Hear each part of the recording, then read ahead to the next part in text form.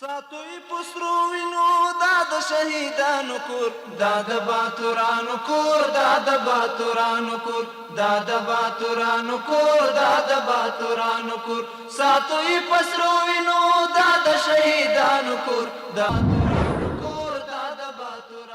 Good evening, everyone. Today is Sunday, March 9, 2025.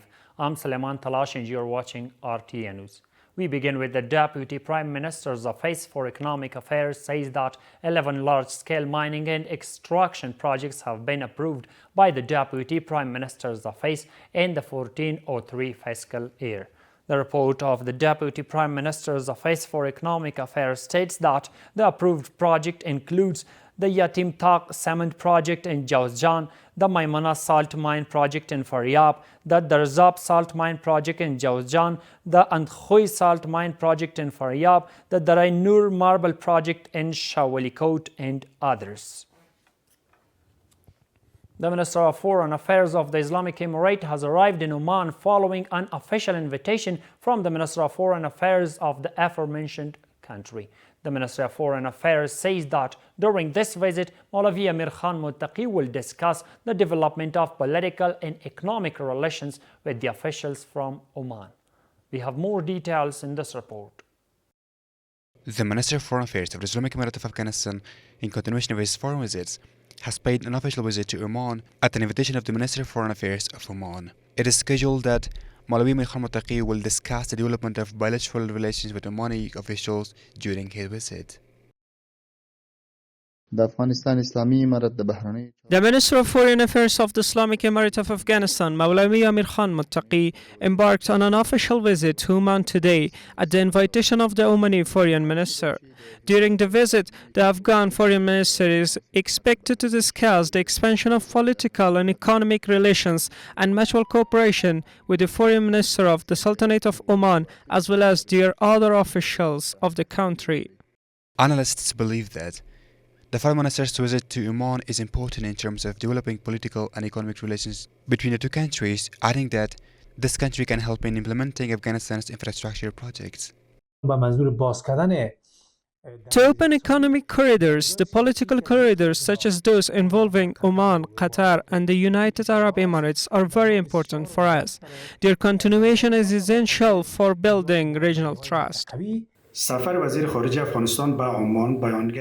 The visit of Afghanistan's Foreign Minister to Oman reflects Oman's goodwill and desire to expand relations with Afghanistan. This visit should be fully utilized to attract the attention of Omani investors to Afghanistan. This is loyal. The Foreign Minister had previously traveled to United Arab Emirates leading a delegation.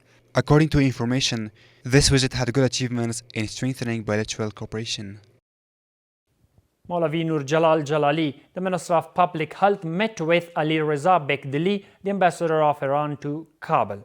In this meeting, the two sides discussed the issues of improving the capacity of health workers, providing quality health services, and bilateral cooperation between the two countries. On the other hand, the Iranian ambassador assured of cooperation with the Afghan health sector, adding that his country will resume the construction of two hospitals in Kabul and Bamiyan provinces in the near future. The Islamic Emirate affirms its commitment to upholding women's rights under Islamic law, emphasizing chastity, honor, and Sharia rights as priorities. It asserts that Afghan women live in physical and psychological safety. The Ministry of Propagation of Virtue and Prevention of Vice claims that over the past 20 years, women have been politically exploited under the guise of women's rights and is still going on by some countries and international institutions. Let's see more in this report. The Islamic Emirate of Afghanistan says that Afghan women have a physically and psychologically secure life, and all their Sharia rights have been ensured. Hamdullah Fitra, deputy spokesperson for the Islamic Emirate, adds that no one can destroy women's rights, and the relevant courts are obliged to ensure their marital, dowry, inheritance, and other rights. The Islamic Emirate considers itself responsible for upholding and protecting the rights that Islamic Sharia had introduced. Safeguarding the dignity, honor, and Sharia-based rights of women is a priority for the Islamic Emirate, At present, Afghan women are living with full physical and psychological security. All forms of violence and conflict against women have been prevented. However, it should not be forgotten that we discuss the rights of Afghan women within an Islamic and Afghan society, which clearly differs from Western societies and their cultures. Meanwhile, the Ministry of Propagation of Virtue, Prevention of Vice and Hearing Complaints says that in the past 20 years, women have been politically exploited in the name of women's rights. And according to him, this work is still being carried out by some countries and international institutions. Over the past 20 years, women have been politically exploited under the name of women's rights, and this exploitation continues by some countries and international organizations. However, Afghan women now enjoy all their Sharia rights and live with dignity and honor. Claims of women's rights violations in Afghanistan are false accusations. According to the analysts, international women's support organizations are misusing the word democracy. On the international level, this continues to be used as an excuse to politically isolate Afghanistan. However, significant progress has been made in terms of human rights in Afghanistan, especially concerning women's rights.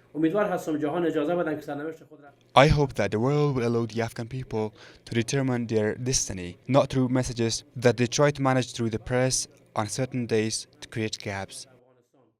A spokesperson of the Ministry of Propagation of Virtue, Prevention of Vice and Hearing Complaints adds that since the Islamic Emirate retook power, more than 50,000 cases of dowry, forced marriage, torturing, inheritance, violence and domestic violence have been processed by the mentioned ministry.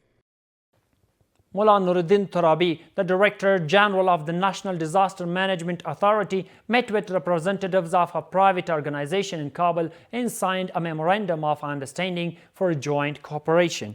Based on this memorandum, the organization is distributing food aid to 1,600 needy families in Nuristan province.